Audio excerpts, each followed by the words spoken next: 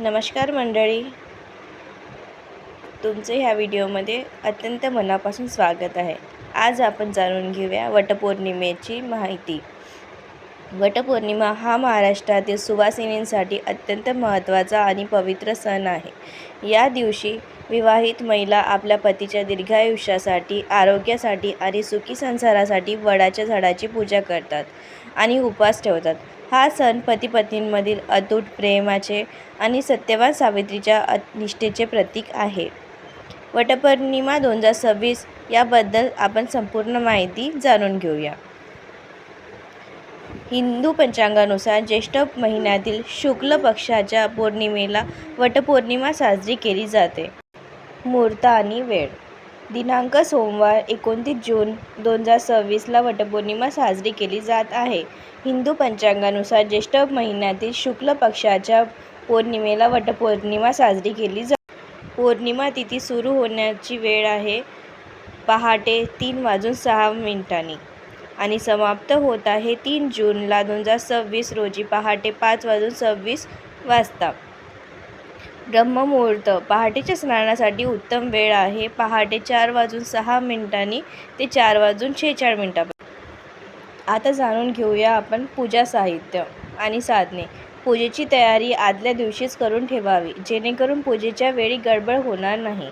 पूजेच्या ताटात हळद, कुंकू, अक्षता, अखंड तांदूळ असले पाहिजे. अक्षतामध्ये चंदन, विड्याचे पानं, सुपारी आणि तांब्याभर शुद्ध पाणी.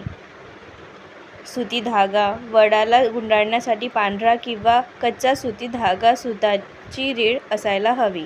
नैवेद्य व फळे. 5 प्रकारचे ऋतू फळे, विशेषतः आंबा, केळी, जांभूळ किंवा चिकू. भिजवलेले काळे चणे आणि गोड नैवेद्य, शिरा किंवा पुरणपोळी.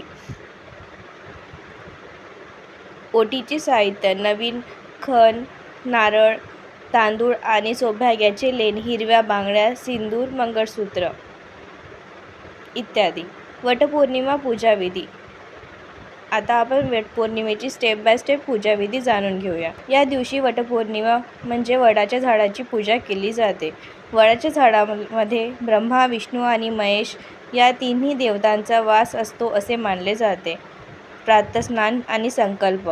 सूर्योदयापूर्वी पहाटे लवकर उठून ब्रह्ममुहूर्तावर मंगलस्नान करावे. यानंतर पारंपरिक हिरवी किंवा लाल किंवा पिवळी साडी नेसून 16 शृंगार करावा. देवापुढे हात जोडून पतीच्या आरोग्यासाठी आणि दीर्घायुष्यासाठी मनोभावे व्रत करण्याचा संकल्प करावा. पूजेची जागा तयार करणे. वडाच्या झाडाजवळ जर शक्य असेल तर नजीकच्या वडाच्या झाडाजवळ जावे. झाडाच्या मुळाशी असलेली जागा स्वच्छ करून तिथे सुंदर रांगोळी काढावी. जर बाहेर जाणे शक्य नसेल तर वडाची लहान फांदी घरी आणून पाटावर, चौरंगावर तिची स्थापना करावी किंवा एखादी वडाच्या झाडाचे पोस्टर पण आणू शकता. तिथे सत्यवान आणि सावित्रीच्या प्रतिमेची पूजा करावी. पूजा आणि नैवेद्य अर्पण कसे करावे? देवतांचे आवाहन करावे. सर्वप्रथम गणपतीच्या सुपारीच्या स्वरूपात पूजा करावी. त्यानंतर वडाच्या झाडाला जल अर्पण करावे. हळद, कुंकू, चंदन आणि अक्षता लावाव्यात. फुले, 5 प्रकारची फळे, विशेषतः आंबा ठेवण्यात.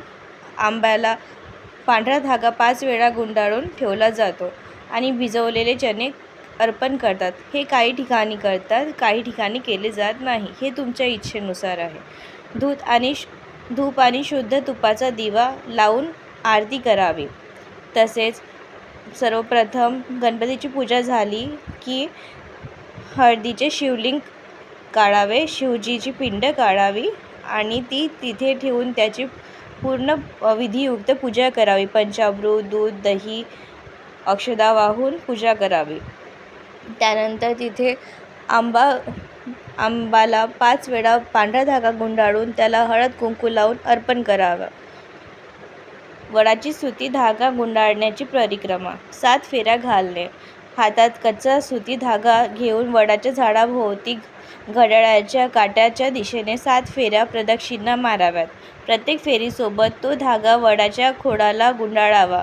मनात पतीच्या दीर्घायुष्याची आणि पुढील 7 जन्मांच्या सोबतीची प्रार्थना करावी. वटसावित्री कथा आणि ओटी भरणे. दुपारी संध्याकाळी पूजा संपल्यानंतर इतर सुवासिनींसोबत बसून सावित्रीचे यमराजांकडून आपले पती सत्यवानाचे प्राण कसे परत आणले ही सावित्रीची व्रतकथा ऐकावी किंवा वाचावी. शेवटी एकमेकींना वाण देऊन खऱ्या नारळाचे किमान 5 सुवासिनींची ओटी भरावी आणि आशीर्वाद घ्यावे. वडाचे झाडाचे महत्त्व. मूलतो ब्रह्मस्वरूपाय मध्यतो विष्णुस्वरूपिते अग्रत शिवरूपाय विष्णुवृक्षराजाय ते नमः. शास्त्रानुसार वडाच्या मुळांमध्ये भगवान ब्रह्मा, खोडांमध्ये भगवान विष्णू आणि फांद्यांमध्ये भगवान शिव राहतात.